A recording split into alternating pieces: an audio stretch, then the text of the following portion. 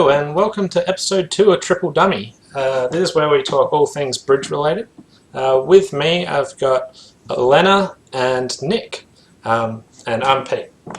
The topics we're going to cover today are rudeness, partnership harmony, some results, sort of bidding tips for improvers, and the role that sort of drugs and alcohol affecting the bridge game. So I'll just pass it over to Elle. What do you think of rude opponents and things like that? What I think is that it's surprising how often you come across them. And I've often wondered why it seems to me that Bridge tends to collect people of a more asshole nature. Like, it just seems that it just gets all the people who could possibly be dicks and it puts them all in a room and then you have to play against them all. Like, and they're all just assholes. They're all so competitive and they just care about winning and they don't care about being ethical or being fair, and I don't understand. And they're rude about being slow. Like, the amount of times that I've been yelled at from the opponent by being fast hands, Ralph, by being slow, like about being slow. And I'm like, what are you playing this game for if you're not going to sit here and actually think about what you're doing? You're just going to throw cards around. I honestly don't understand. And it's amazing how often you come across it. It really is astounding. And it's even worse at the VBA, the Victorian Bridge Association, than anywhere else I've ever played at. People in Dunedin are exceptionally nice, but the people at the VBA are rude. Once we got I was playing with Ella Patterson, we got yelled at because we didn't have an agreement. They were like, oh, so your agreement is you have no agreement. And I'm like, we have no, that's what it, yes, we have no agreement. That's what it means. I don't know. It's crazy. It's ridiculous. And really upsetting, to be honest. Yeah, it might put some people off. Yeah. Yeah. Your thoughts, Nick? I think you hit the nail. Yeah, well, I think Al hit the nail on the head, particularly with ethics and knowing what is required. I mean, I think that's one of the hardest things for bridge players, especially those just coming into the game, or those who just play at the club. They might not be used to, directors' rulings being given on little technicalities and very fine differences between things. It's one of the, I mean, when I was young and coming into the game, I never had too much of a problem with rudeness, and I think I played far too quickly, and also I was kind of being related to a couple of people who are well thought of. It's a very different environment to come into the game, and bridge players, and I suppose it's true of quite a few pastimes, but particularly bridge. There's a lot of reputation stuff and reputation. How people talk about you, and it can be very damning as well.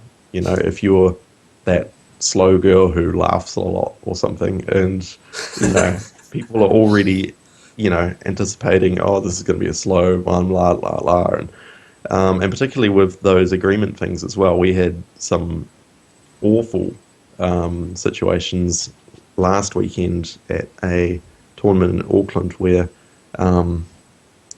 Ella and a guy from Invercargill, Moss Wiley, were playing together. They had 30 seconds of system discussion, which consisted of, are we playing 14-30 or 30-41? And we had VPs taken off us for them not having a system card filled out, and for not having made an attempt to fill in the system, like what does a club pass, a heart pass, yada yada show. You can get penalised for that. Yeah, what happened to generate the penalty was it went a 2-heart opening from Moss, double 2 no trumps, which Moss alerted, and because you can assume playing with a advanced player that 2 no trump means something, but you don't know what it is. Pass, he had 3 clubs.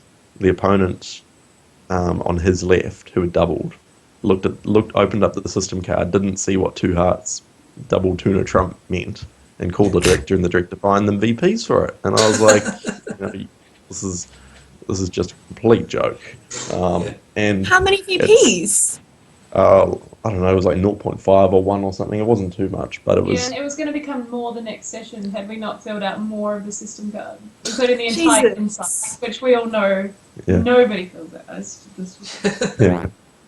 Yeah, so it's and it's kind of that sort of thing that exacerbates all these rudeness issues, is people not knowing what is required in a certain situation, people not knowing what the opponents are entitled to, whether it be information or time taken to think over a problem or this or that. And unfortunately, it does mean that because of that ignorance, there are a few rude incidents. And I think it's, you have to have a lot of patience when dealing with,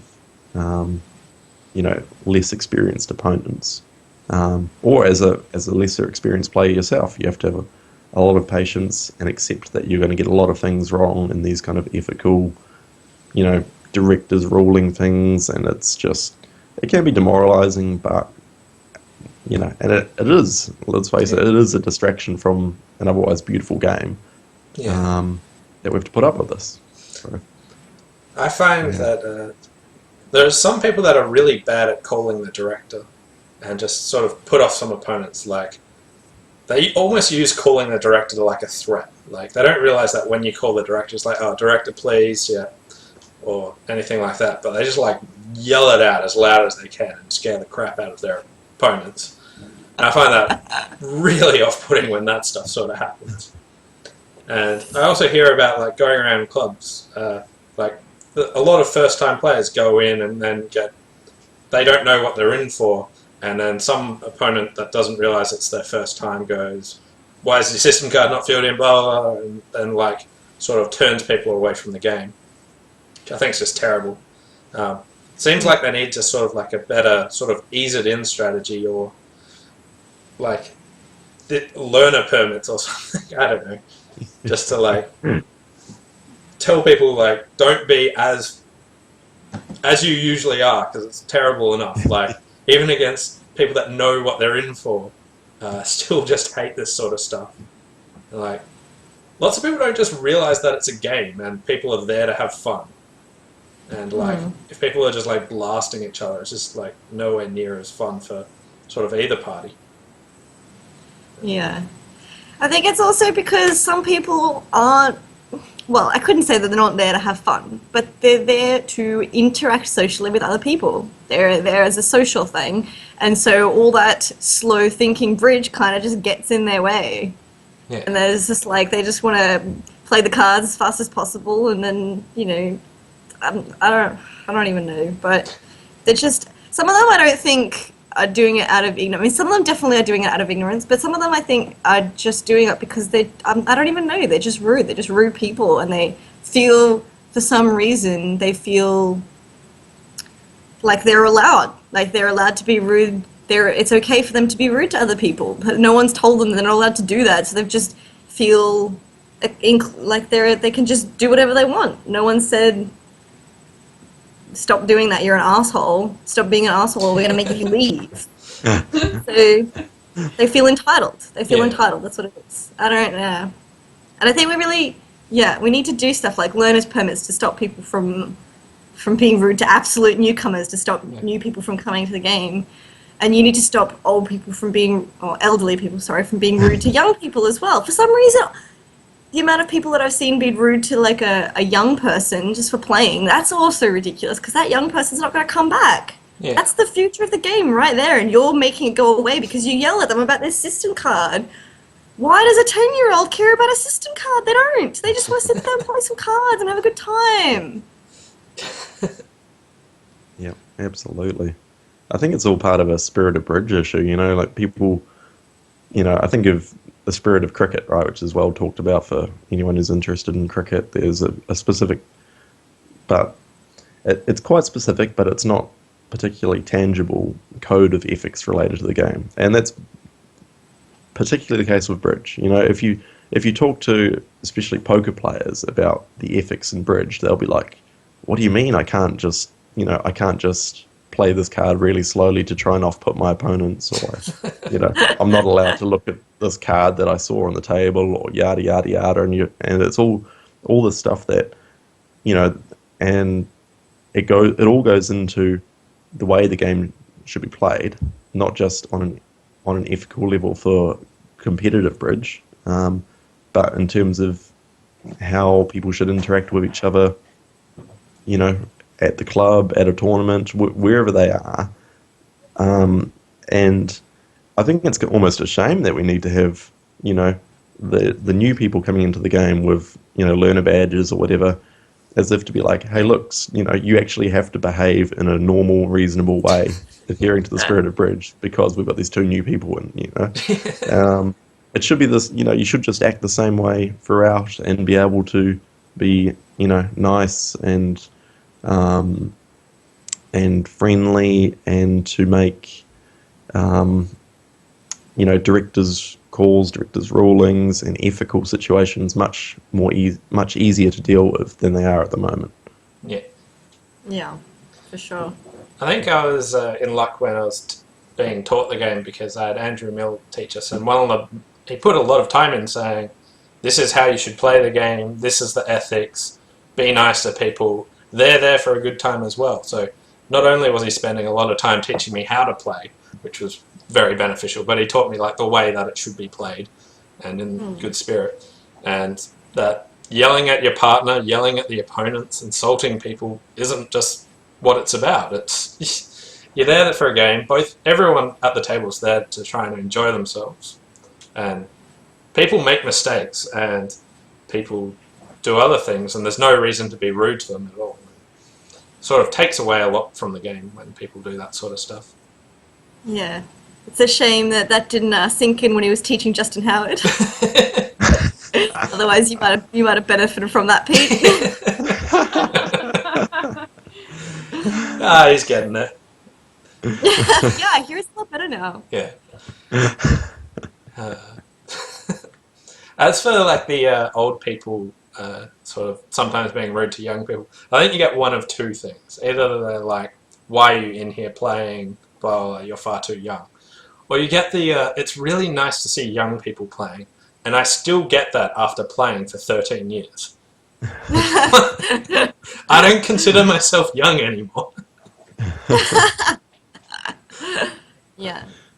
And I think there's also the people that just feel threatened or something. Like they think that because you're young, you're going to be really good. And for some reason, that just makes them be unintentionally rude. I think that also happens quite a bit as well. Yeah. I'm not sure if that one's as common, but I've come across it before. I don't know. You do get the odd unintentional gloat and things like that. And like I can handle that. Like some people don't realise that they're being rude when they get a good score or things like that. Yeah. Like that doesn't faze me as much. Like every time I've doubled a contract that makes, the opponent goes, "Oh, what's the score for that?" I am so used to that. Yeah. Yeah. I quite like knowing the score for redoubled contracts, and with an overtrick or two, and I'm like, you just got you got 1340 for that. Don't worry, And I'm like, yeah.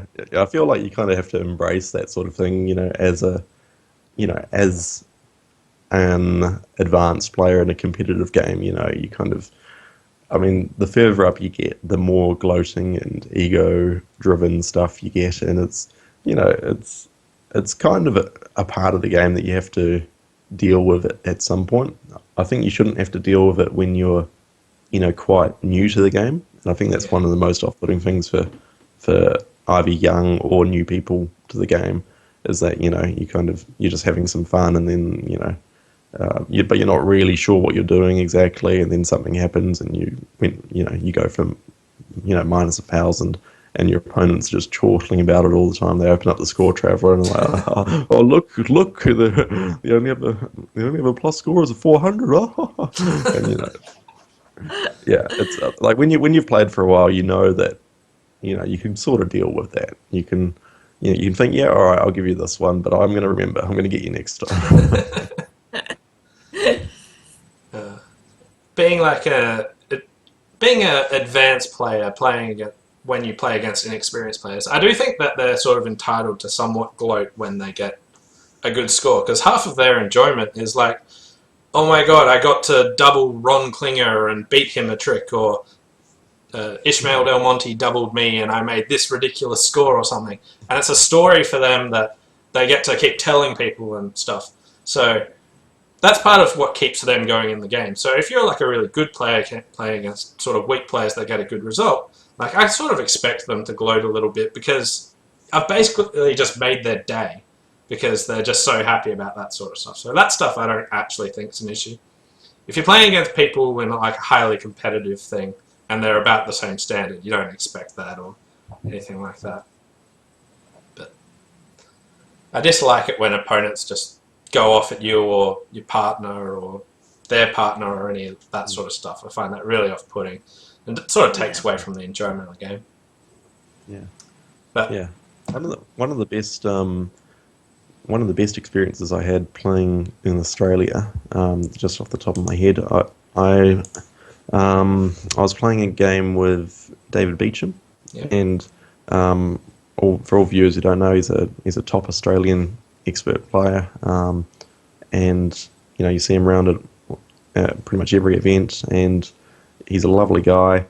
And this thing that happened was we were playing a match against a couple of players. I don't know if he knew them or not, but after the very first board, the guy on Beach's left started going off at his wife about the way she'd bid, or yada yada yada, and it wasn't particularly nasty or vindictive, but he'd had a bad board and he was looking to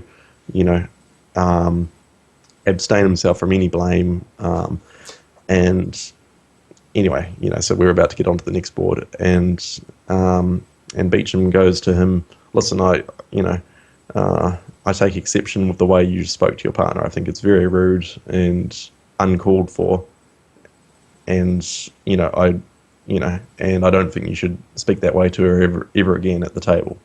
And I was like, wow, like this is like my first or second board playing with this guy, and he's just like, he's already a hero, he's and I mean, I know some people abuse their status, but here was a guy who was using his status and his experience to do something really good, and just to be like, listen, this is not the way the game should be played. This is creating a negative atmosphere and shouldn't be a part of the game, and I'm gonna put my foot down. And I was like, wow, like this, that's really good. Yeah, that's something very impressive. And I'm not saying that I advocate doing that all the time, but I think it's very good to to take responsibility for less experienced players, and being able to mentor them and say, look, listen, I don't think you should be playing the game in this way. I think that's it's unethical, or it's rude, or it's creating a toxic atmosphere. And it's the sort of thing that if someone of experience comes up to you and says that sort of thing, then you think, wow, okay, like maybe there is something wrong. Maybe I should change the way I'm playing. So yeah, there are certainly ways to get through it, and to make something better out of it.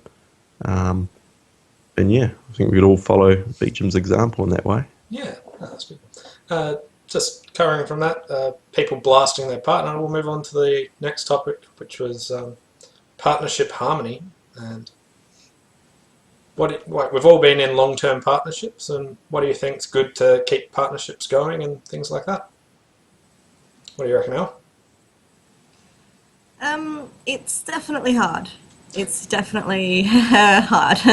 I've played with a lot of people, and I've played with a lot of people long term, and it's just even if they're a good partner, it's inevitably difficult playing with someone for a long period of time because you've played together for so long that you inevitably have bad boards. You have tournaments yourself where you play like crap. Your partner has tournaments where they play like crap.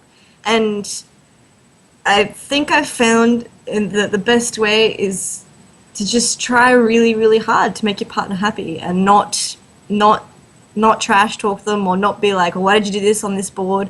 Or even not try and, you know, like let off steam in an environment where it's going to come back to that person. Like not at the end of the day when you're having a few beers, be like, oh, look at what my partner did here. I can't believe I did that.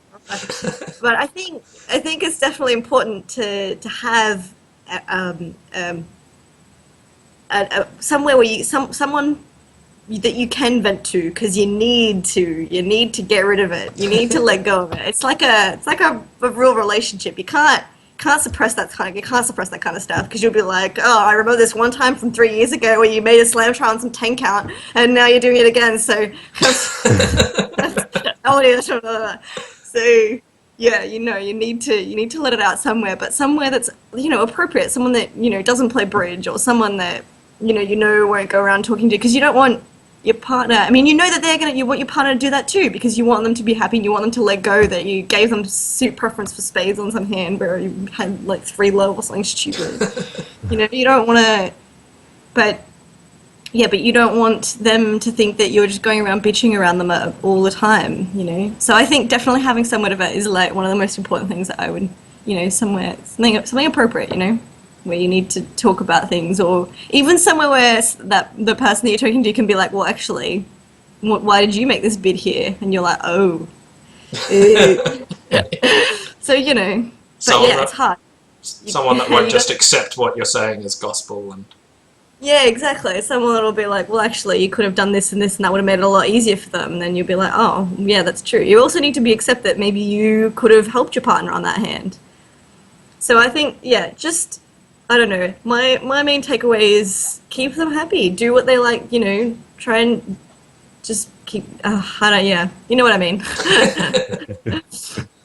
Yeah, it's really hard. Not just looking after your partner, but looking after yourself and as a part of the partnership as well. You know, it's so difficult to maintain a partnership where you're playing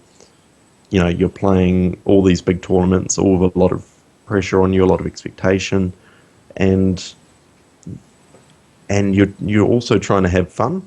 You know, you're trying to gel with each other and just, you know, you're always trying to do the right thing, but, you know, keeping that attitude that, well, you know, both of us are going to make cock-ups, you know.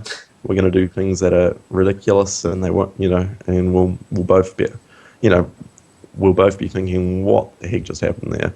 But at the end of the day, we can either laugh at it or ignore it or do whatever it takes for our partnership to be in a healthy place, you know.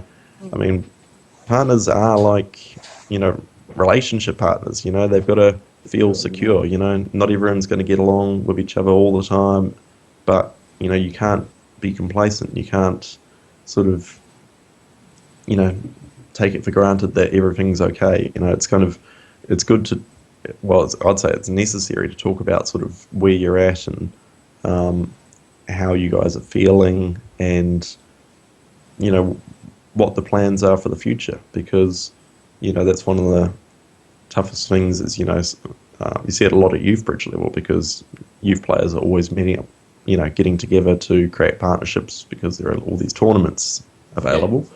And, you know, a tournament may go well or may not go so well, it doesn't really matter. And, you know, maybe one partner's thinking, oh, cool, this went all right, you know, I'm keen to keep playing next year. And the other one's thinking, you know, not so keen. And then it all kind of lingers for a few months and then one of them disappears and the other one's thinking, oh, like, you know, feeling like they're betrayed or something, you know. It's a very kind of intimate relationship. And, it's, you know, it's, just to back up what Elle's saying, you know, you have to look after your partner. You have to, you know, really try and see it from their perspective. And you have to find a way of dropping the intensity, as well. That's one thing I'd say to, aspiring competitive partnerships. You have to be able to, have a drink with them afterwards and not talk about bridge, or to have some common ground where, you can get along with them, or even just play some events at high intensity and others just not really caring if you fail to qualify, for the first after the first day of a pairs event. It's, you have to be able to step back and think, listen, like we got the bigger picture in mind. We don't really, I'm not going to blow up this partnership because we failed to, get to the finals of this tournament. It doesn't work that way. No. I do find it, talking about different intensity tournaments, I find it really tough playing with my regular partner, Justin, who some events we're playing professionally, sometimes we're playing on just really top teams trying to do really well, and then every now and then we just get a group of friends together to play. And sort of realizing that when we're just getting groups of friends to play, that while we still want to do well, it's not going to make or break our life if we fail in just like a friendly competition. But like, because some events we play at like serious intensity, that it just makes it so hard to change between them. And sometimes I find it really annoying that when there'll be like a less intense one that either of us stuff up, that we're like a bit more angry at each other than we should be, because like we're there for fun and it didn't matter that someone stuffed it up, but like we should still take it into account, work out why we stuffed it up, but shouldn't be it should be like just wash it off and go from there. Yeah, but it's because you play together so often and for so long, and in those like high intensity tournaments, like you said, that it's hard. It's just hard to separate them. It's so, such an emotional reaction. That's how you feel because that's what you're normally like when you're playing with them. So it's just so hard to, break away from that emotional reaction and be like, well, actually, it doesn't matter. So this feeling that I'm feeling I should ignore it. And that's hard. Ignoring it's hard to do as well. But I was agreeing with what you said before, Nick. I think it's definitely important that you need to be able to talk to your partner. You need to be able to sit down with them and have a serious conversation and say, look, I don't like it when you do this, or, it just makes me feel like I'm an idiot or something like that, Because when you don't do that, it just doesn't work out. Yeah, so I think that's definitely one of the big ones. But after playing with Pete, after playing with, Justin, who can be considered a difficult partner for so long, how did you, deal with him being kind of rude to you sometimes on occasion? So it varied for a while because he's gone through a process and has gotten like way better at it. When we were a lot younger, he was much better than me, and I just wanted to try and learn. So this is not something I'd recommend to people, but what I found out was that if I argued with him, he would give me step-by-step analysis of where I went wrong. So if I knew what I did wrong, I was like, yep, sorry, nah, my bad. But if I stuffed up but I wasn't sure, I would defend some ridiculous argument and just get him like real fired up and just have like a 5-minute lecture step-by-step how I could have got that wrong.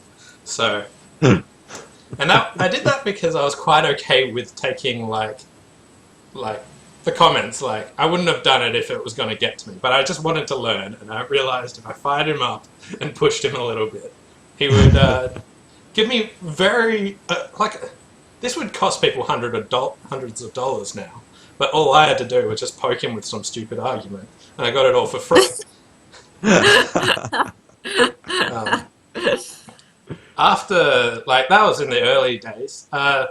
After a while, we were on sort of more even levels, and at that stage, I was just always trying to be nice and sort of not comment at the table, and we said, like, I play better if you don't do it, and he's been, like, now he's quite a decent partner and doesn't do any of that stuff, so, and when I'm saying that he was doing this, he was really young when he was doing that. So most people go through like this maturity thing of where they do that. So he's gotten much better at that. But I remember sometimes we go away and sort of play for like a month straight or things like that. And one thing I can recommend is getting some time apart can be good. I, I remember sort of a while ago, like 6 years, 7 years, if not more, we went away for about a month and went tournament after tournament after tournament. There was a little bit of relaxation time in between, but we were still together. And it got to the point where, like, I was just so fed up with the comments and stuff. And he realized that I was getting that way, and he was trying to be really, really good. And it got to the point where he just made some like innocent joke, but I just took it the wrong way. So like, screen went down. I gave him the finger behind the screen, and I was like, "Nah, that's it." So I recommend a little bit of space if you're going to be spending a long time together. But even after that, like, after all that happened, we talked about it and said, and I got his perspective on it. So we did discuss that, like, it was getting to each other, and been a long time. We're looking forward to like some time apart from each other, but like, we're still happy to play. So all that sort of stuff. Yeah. What about you? How long have you been playing with Lauren? You've gone through ups and downs, and what do you reckon your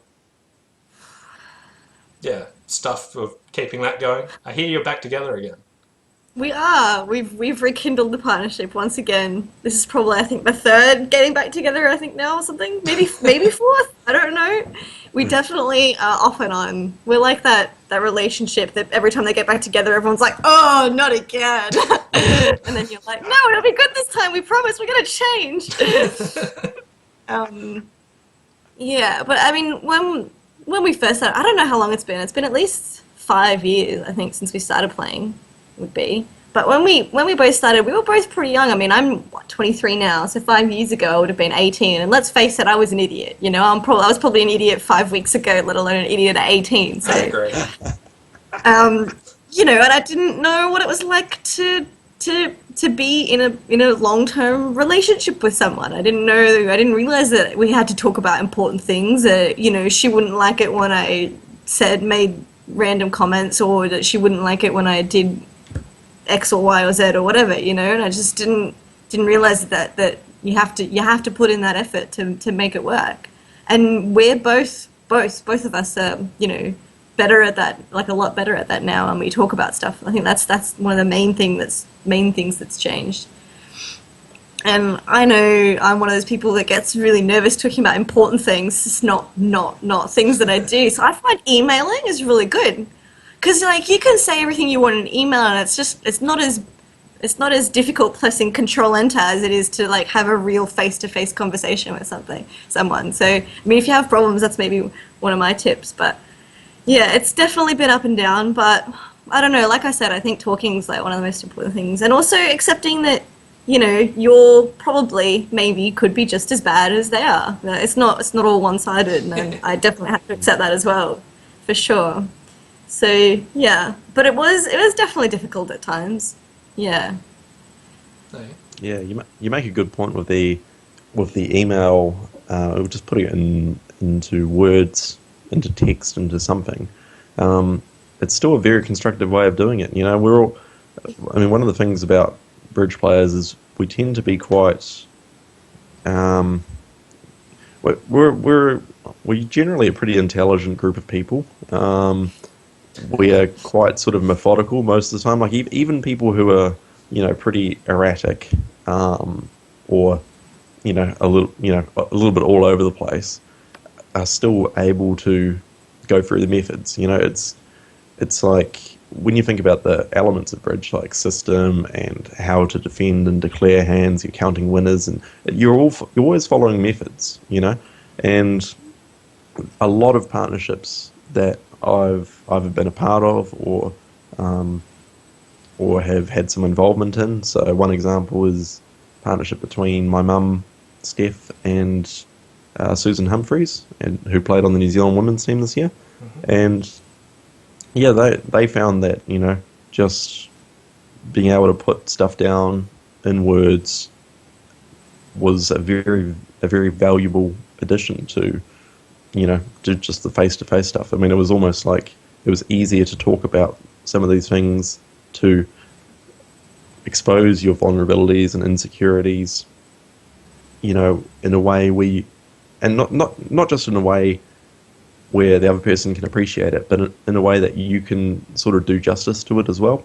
If you're not comfortable in having these, you know, very delicate, you know, conversations, treating on sort of eggshells a lot of emotion involved, a lot of, you know, sort of, you know, the past partnership experience involved, you know, things can go wrong. Like you can very easily say the wrong thing or just, you know, snap at them, and it's like, you know, this was supposed to be a constructive sort of environment, you know, safe environment to share feelings, and suddenly, you know, we're not talking again. It's like, you know, it actually is a lot easier to get it written down, or to get, you know, have some idea of,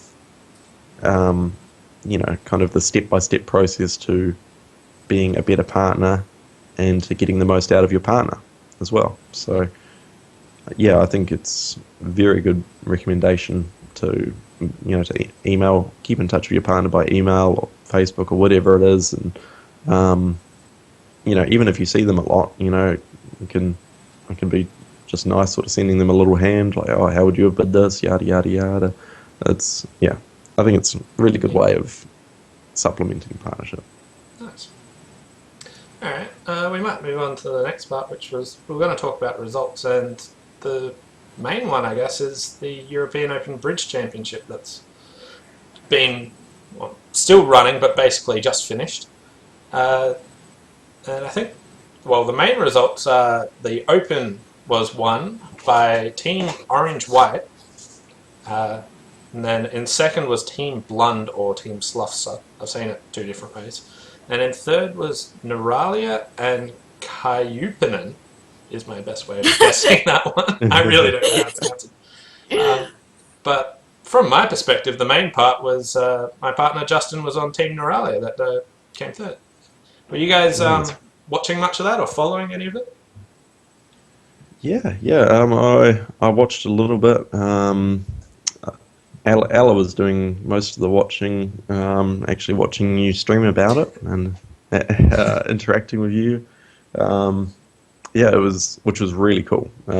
If, you know, for all the viewers who haven't checked it out, I'd recommend, you know, having a look at Pete's stream from that day. Lots of really good analysis. Did you have? No, it was nice though. It was nice, just like talking about the game, getting a sense for, you know what you do on this sort of thing, you know, yada yada yada. But yeah, no, it was exciting. It was really exciting. Yeah, I mean, anyone who is able to beat Monaco in a knockout match, you know, deserves a lot of plaudits. Yeah, I watched a bit of it as well, but only a little bit, because, you know, I work full time, so I can't really stay up until all hours of the morning watching BBO, unfortunately. But I did watch a bit of the semi-final, the first sets of the semi-final, which was going pretty well, and that was really good. I did really, really enjoy your streaming, Pete, because that was really great. Because I have a personal hatred, no offense, of all BBO commentators that have commentated ever, because they don't ever tell you anything useful or interesting. Yep. Like someone opens a club and they're like, oh yeah, this is 1+. It's like, fascinating. No, it's just, anyway. But no, yours is really good because you say interesting things and you actually provide analysis that maybe I didn't know, you know. Well, probably that I didn't know, but the commentators never seem to do that. So yeah, I enjoyed it. I was just mainly talking as much crap as I could. Well, hey, I didn't notice. It sounded good to me. Well, you don't often get such a good license to do that as well. You know, you've got your regular partner, you know, playing on BBO for, you know, like, I don't know how many boards it was, over 120 or something for all the knockouts, and it's like, oh yeah, time to get the knives out and dissect some of the stuff, you know. If you want to see how much crap I was really talking, you should watch the last segment of the semi-finals, because I was just talking absolute garbage for about 3/4 of that. You've talked about the same But no, the Europeans is a sensational result. And for those that don't know, the Noralia team was made up of 2 Norwegians and 2 Australians. So the 2 Australians were Justin Howard and Kieran Dyke. Kieran's now moved over to England, I think, or somewhere over there. But for Australia to do well in anything is rather impressive. But to get to the semi-finals, they had to knock off Team Monaco, which is probably one of the favourites going into it, and also Team Venton, which had a bunch of Swedes on it that won the World Championship. So it was no easy task getting there. So when you have to beat world champions after world champions just to get to the semi-final of this event, just shows you how high quality it was. There were some really good boards in there. But well done to sort of all the teams that did that. But I really enjoyed watching those matches. Yeah, it was definitely a really sensational effort from, Juz and Kieran Dyke, and it's just really great to hear, Juz doing really well, which is awesome because, we all know that he's going to go off and do great things, but it's great to see it finally starting to happen. Finally starting? What about all the stuff I've provided? No, it's so awkward. I mean, it's great to see it continuing on from a long history of really good stuff. And how about those silver medals that you won 2 years ago? That was great. Awesome. I'm so glad he's done his regular football's partner and moving on to bigger and better things.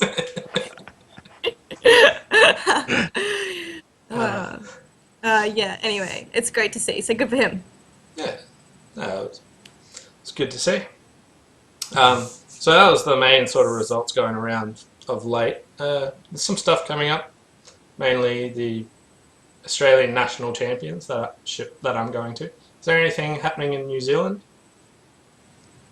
Not much. There's a North Island Pairs, which is just a weekend pairs event in the very first weekend of August. They don't tend to be the same sort of large congresses in New Zealand that there are in Australia, which is a shame. It's kind of, I mean, I understand that it's easier for work to go maybe take one day off for a Friday or a Monday and play for the weekend. But yeah, I really like these week-long events, or even longer ones where you get to play a 5 or 6 day event in itself, a teams or a pairs event, and it's kind of like, if you can do well in that environment, then there aren't many better feelings. If you win sort of a 2 day event, you're like, well, cool, I guess, but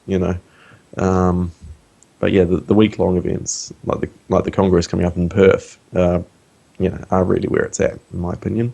Yeah, I do enjoy the longer events.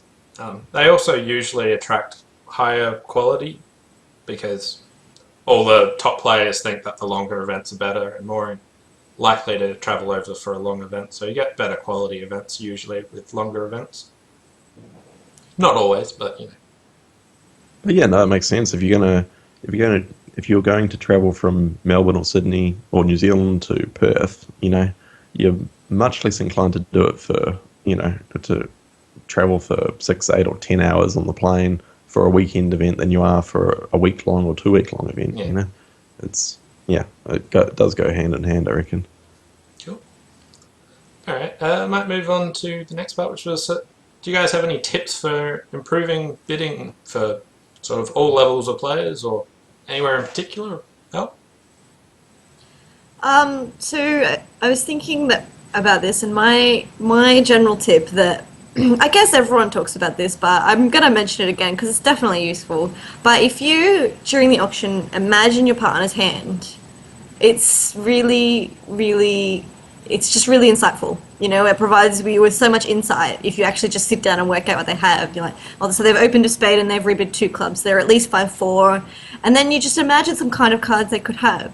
So let's say, for example, that your partner's invited to game And you can think about what kinds of hands they could have. So let's say you're thinking about accepting game, and you're like, okay, well, what do I need them to have for me to make game? So you give them something like ace, king to 5 spades, and then maybe an outside couple of cards like king to 4 clubs, and you're like, is that enough for them to make game?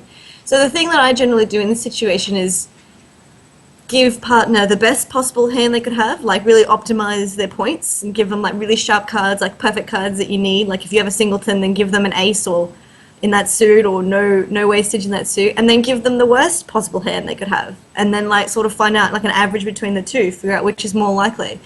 And I just find that it's so easy to really make the important bids, like once you have an idea in their head of what really is the most likely thing for them to have. It's helped me beyond like an amount that I could say. It's really useful. So that's my one tip.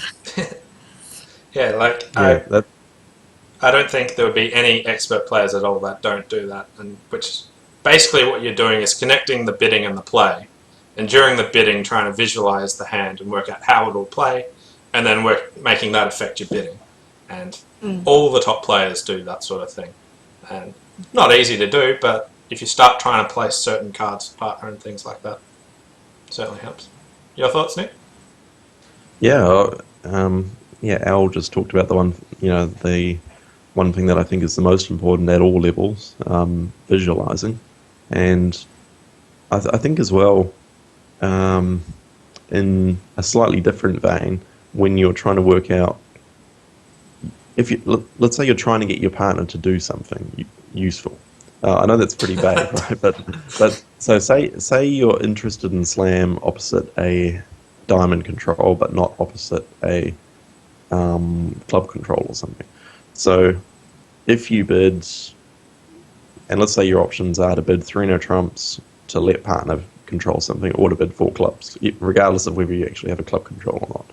You might choose to just bid 4 clubs because that kind of forces partner to bid 4 diamonds or 4 hearts, or let's say that we've agreed spades. So partner can cooperate with 4 diamonds or 4 hearts, or sign off in 4 spades. If they bid 4 hearts, if you've let's assume that your judgment is reasonable, that you don't want to be in slam without a diamond control. In which case you can sign off. If partner bids 4 spades, you can sign off because they can't really have a good enough hand if they're not cooperating to show a diamond control. And if they bid 4 diamonds, then you can either take the plunge yourself or bid 4 hearts as another counter try. It's a pretty vague example, but it's trying to work out what plan your auction is going to follow, and then sort of transmitting that information to partner. So basically, and you see this a lot on a very simple level, in terms of inviting game or just bidding game. You might have the auction that goes 1 no trump, 2 clubs, 2 hearts, and then the 2 club responder just bids 4 hearts because they've got say they've got like a 4-5-0-4 6 count or something, and you think, well, this could easily just not be making it at all because you don't have the values for game, yada yada yada. But actually, you think, well, is inviting with 3 hearts going to help at all? Partner. The key facts of the hand are that you've got 5 card trump support and you've got this void in an outside suit. Partner's not going to know that his ace jack 10 to 5 diamonds are completely useless. He's going to be accepting because he's thinking, oh cool, I've got ace jack 10 to 5 in a side suit, we've got a fit and I've got this suit that we can develop. I'll accept. It's actually, in those cases I think people tend to overthink it. They think, I don't want to commit to this, I'll invite and I'll hope that partner can cooperate in the way that I want them to cooperate. But a lot of times partner doesn't really know the extent of your hand or the extent of your fish or even what's good in their hand or not. Did you say the extent of your fish? Like goldfish? I'm sorry, I had any goldfish, I couldn't do anything.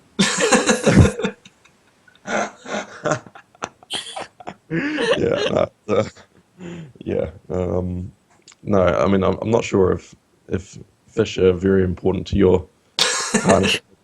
telling him. But, Seems I important. haven't. Yeah, I haven't developed at that level yet. So, um, uh, no, what I was trying to say was fit. So, Oh, you okay. know, I see. Sorry. yeah. So, Sure. and I think it's kind of why a lot of people chose to start playing mini splinters in various positions, like a club pass, a heart pass, three diamonds, because you can kind of say, I don't have a very good hand, but I've got this feature of my hand that may make game or slam absolutely beautiful, and I don't think I'll be able to express it to you by bidding either conservatively with two hearts or aggressively with three hearts.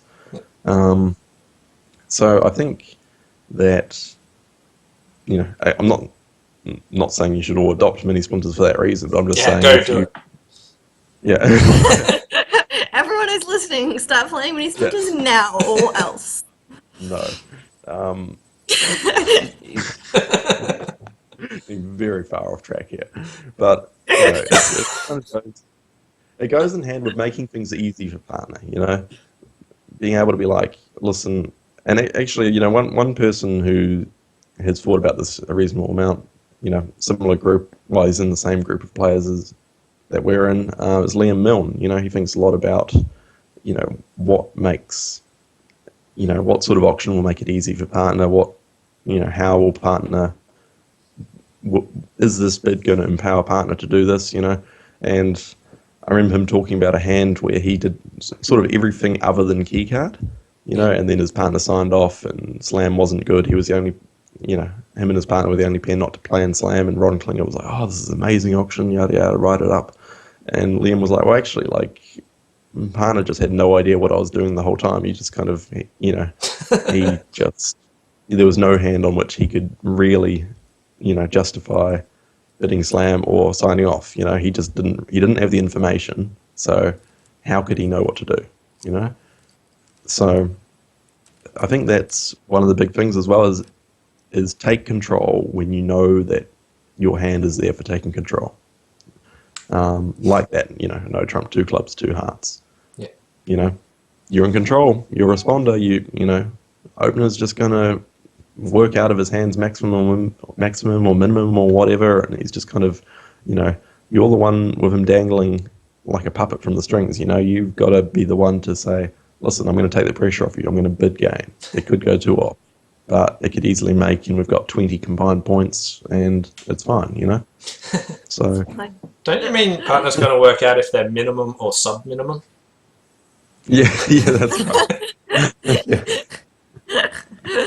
Yeah. That's how I usually deal with invites. Do I have my original bid? Yeah, okay. Don't worry, partner. Yeah. If you wanted to trust me, you can still do that. Yeah, well, that makes sense. I mean, you guys don't even play invites, do you? So, we scrapped a in whole that bunch of philosophy- invites. Yeah. I mean, if that's your philosophy, why would you even bother inviting? It's like he's going to be aggressive for his invite. I'm going to be aggressive for my accept. He might as well just pass or bid game himself. So, yeah. One of my It's- I think tips, one of my tips, which would be for a bit of low-level people, is that I think queue bidding is one of the best things that for slam bidding ever. Most inexperienced people will just go, oh yeah, I want to look for slam, what should I do? Keycard or Blackwood. And that's like their first go-to thing. But I find nearly all top players just go, all right, what can I find out before I use Blackwood? And they want to get all the information, then they use Blackwood and only use that to check, oh hey, we're actually off 2 aces or keycards. And I think queue bidding is one of the best conventions there is going around. So if people wanted to improve their slam bidding, that's one of the conventions I'd say. Don't just always go to Blackwood. Make sure you get some queue bidding in there and learn how to actually do that. Or you could just get rid of Cubans and Gerber at the 4 level. 4! Then you don't even need to get to the 5 level to bid slam. Isn't it great? Yeah. No, but in all seriousness, You laugh, but yeah. you're living in New Zealand now, right? Like that's that is the go-to. It's not not funny how often I have a little bit gotten used to it now, where they'll make a four club bid, and back in the day I would have been like, oh, is it this or is it that or is it a qubit or is it natural? And now I'm just like, it's keycard. It happens a lot, yeah. No, but in all seriousness, qubits are really good. Yeah, I remember when I was playing with Paul Gosney years and years ago, like 6 years ago or something, and qubits were kind of like a new thing for me. And I remember he made this bid. It was like 4 clubs or 4 diamonds or something, and I was like, he can't have this, and he can't have that, and he can't have this. It must be a qubit. Ah!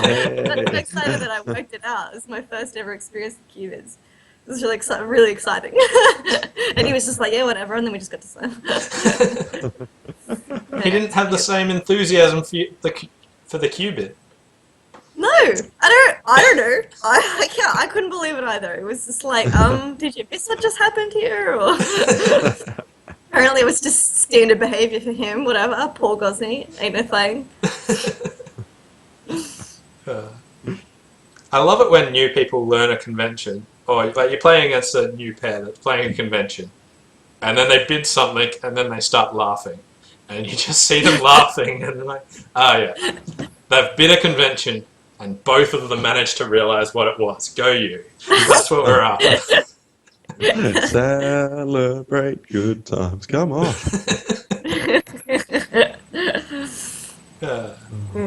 Yeah, it's good. Alright, I might move on to our final topic for tonight, which was like drugs and alcohol in bridge, because I know a lot of, lots of players drink after the game, and I'm sure there's a lot of drug users, so I'm not going to go naming names or anything, but do you think it's bad for the game, good, indifferent? Any thoughts? Well, I feel it goes kind of, and this is an oversimplification of it, I guess, but for people who play bridge for social reasons, absolutely. I mean, alcohol more so than drugs comes into it because, little old ladies come down to the club and they put on their lovely jewellery and dress up particularly fine, and they want to have a little glass of wine afterwards with their mates, and just, it's kind of what you were saying, Elena, that the bridge is almost secondary to the social aspect of it. Yeah. And, completely understandable, completely reasonable. I think at the more advanced level, certainly players who are playing, all the big congresses in the calendar, it's still inherently a social game. It's still a game where you spend a lot of time talking about bridge, you spend a lot of time interacting with other bridge players, sharing stories, and, or just trying to learn. And in any of those circumstances, you could easily have drugs and alcohol. It's just kind of it's not necessarily as though you're bonding over the substances or whatever. It's more like these are just you're conversing with a bunch of mates. You've also been operating at a very high intensity for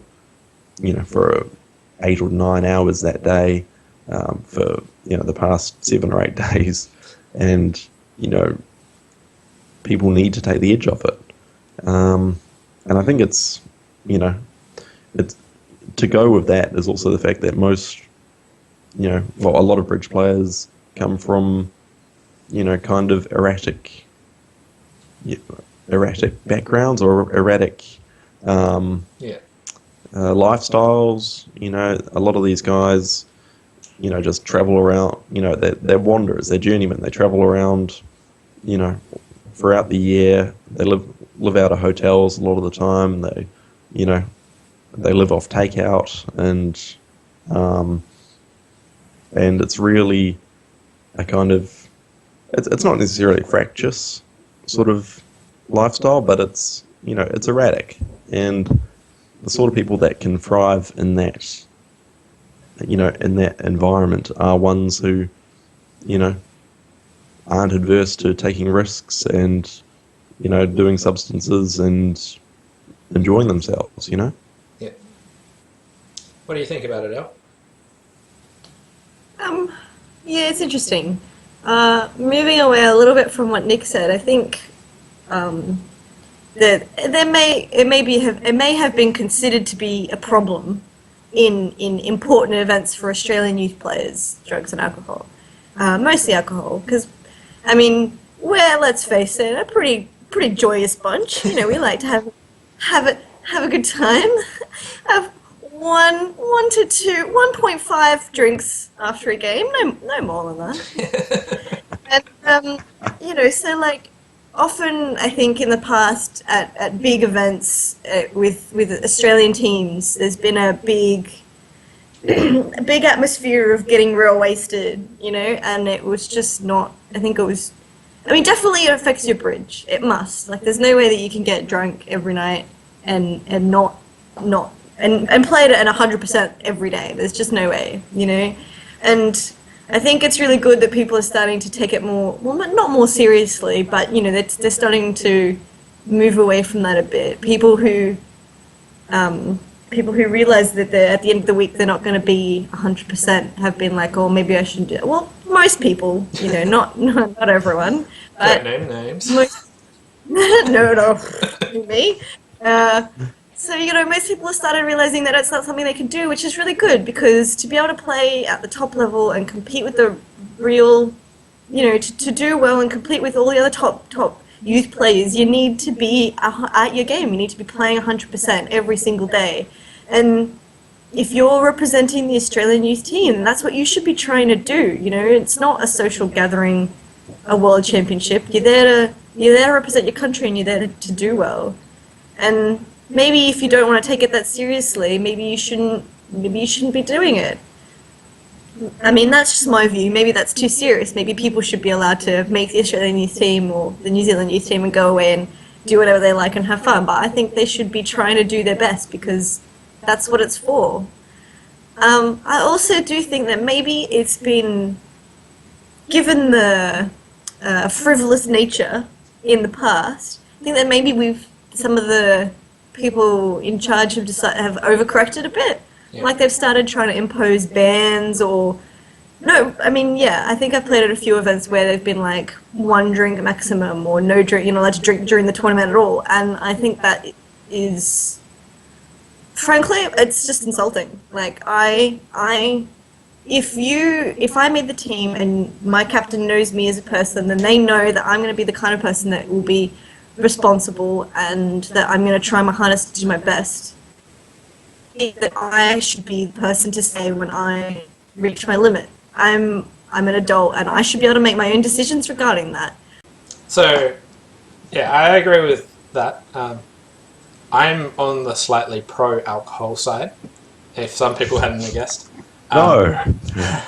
But that's because basically when I was starting to learn to play bridge, I started in a social sense that a group of mates would get together and have some drinks and sort of toss some cards around. So that was the environment I learned. So when we played cards, we had some drinks, and then we got to a stage where we got to represent our state or our country, and it was no drinking while we're playing, and that one was completely okay with me. Like, I understand that completely. But then afterwards, you've been at such a high intensity, you just feel like you need to unwind, and this is how I've always been doing it. And I find that, like, if I don't have a drink to relax, then at the end of the night, like, I don't unwind at all. There's no way that to just I can't just go to sleep. Like, I don't know how many people have played bridge and then tried to go to sleep straight away. It's not an easy thing to do. And I find that, like, just having a few drinks helps with that. And unwinds, makes you relax. Good time to discuss things with your partnership over the day. You both can relax and talk about it there. And I find it beneficial having sort of post-game drinks and talking. And for me, it's one of the best ways of networking. So me and Justin have had many opportunities getting really good teammates, and we've got them from going to the bar and talking bridge with these people and learning from them, discussing, asking them for a game. And it's like a social game. You meet them, you ask them for games. And if I didn't do that, I wouldn't have gotten half the opportunities to play. In fact, our partnership started because at a party, I asked Justin and his father, who was the captain of the team, whether I could start playing with Juz. So our whole partnership basis was arranged from drinking and in a bar. So I think it's very good for networking and meeting people like that. I've always had the rule that if I'm representing the state or the country, that there is no way that I'm ever going to rock up hungover. I think that's disgraceful if you ever feel like you noticeably can't perform the next day. I think then something's clearly wrong. But besides that, I think it should be up to the person to work out how much should they happily drink and go from that. Yeah, exactly. People know what works for them, and sometimes, like in your case, having a few beers is what you need to do. So telling them that they can't do that, it's just ridiculous. It's just wrong. Yeah. And it's much easier to manage when it's not so regimented, Yeah. I mean, Pete could have half a dozen beers and still be completely fine. I know for myself, I'd have one or two and be fine. And you can't just have a set limit or a set thing that everyone has to follow to. It comes off a lot more positively when when your peers or your mentors or whoever it is that you respect and they respect you, and if they come up to you and say, listen, I think you're taking it a bit too heavily, you were you did a few things today that suggested I don't know, you were tired or you're hungover or something, like maybe we'll just wind it back a little bit, and that sort of thing comes off a lot better than a captain who's like, well, you drank 5 beers when you're only allowed to drink 3, so I'm benching you for the first 2 matches, yada yada. Like, it just doesn't work, So yeah, I think it's quite a it falls to us and to anyone else who who mentors young players in particular, I think, but also it happens with older players. It's a little bit harder to get them out of those habits if that's the case, but so focusing on younger players, being able to say, hey, look, if you're taking it if you're taking it too hard and you're not able to turn up the next day, and it's an important event, I think that reflects badly on you, on New Zealand Bridge, on Australian Bridge, whatever the representation is for. And it's not like I'm going to punish you because you broke this rule. It's more like, listen, it's a part of learning, it's part of this experience of being an international player. So just, you can take this advice or leave it, but just as someone who's been there, who's I spent most of the 2008 Youth World Championships just being completely drunk or hungover, and the team was playing badly and getting progressively more drunk and hungover. And it was and my partner Susan was particularly exasperated because she was quite responsible and still trying her best to turn up in a reasonable state and all that, and it's kind of like, well, you learn from it. Yeah. People always keep making the same mistakes, but the point is to not keep making these mistakes to the point where you're just embarrassing yourself, embarrassing your federation, embarrassing your team, Was that your first World Championship? Yeah. Because I was thinking, like, one thing I've noticed is that when you go to a World Championship or any of these youth events or any big event in general, there's all these people, and it seems like a week-long party in some extent, because there's all your friends, there's lots of new people to meet, and everyone's having a really fun time. And it is really easy to get carried away for people who it's their first time there, because they just keep getting introduced to more and more people, and they're just having such a good time that it's easy to get carried away. So I think those are the people that a captain or something really has to look after and make sure that they're the ones that don't get themselves hungover or do too much. Because they're not used to it, and it's a new environment that it is really easy to get carried away with if Mm. you haven't been there before, because there will be people and like you want to have a good time, and they're really good fun events. But Yeah, Yeah, absolutely. I mean, as a 16 or 17 or 18-year-old, however old you are, it's, you know, you meet all these people and they're really friendly and, you know, sort of, and usually a little bit older as well. You know, I mean, there's a smattering of ages, but, you know, you've got these, you know, 23, 24, 24, 25-year-olds who are like, oh, you know, what's up, man? Nice to meet you, yada, yada, come join our group. And you're like, oh, cool. Like, this is, most of the time, like, I think I was in, must have been, I was at sort of first year of uni with a bunch of, with no real friends in uni and kind of, drift away from schoolmates. And then suddenly there's this world of bridge players who are so friendly and open and keen to hang out and, connect. And it's like, yeah, it's very easy to get roped into, and it's almost like,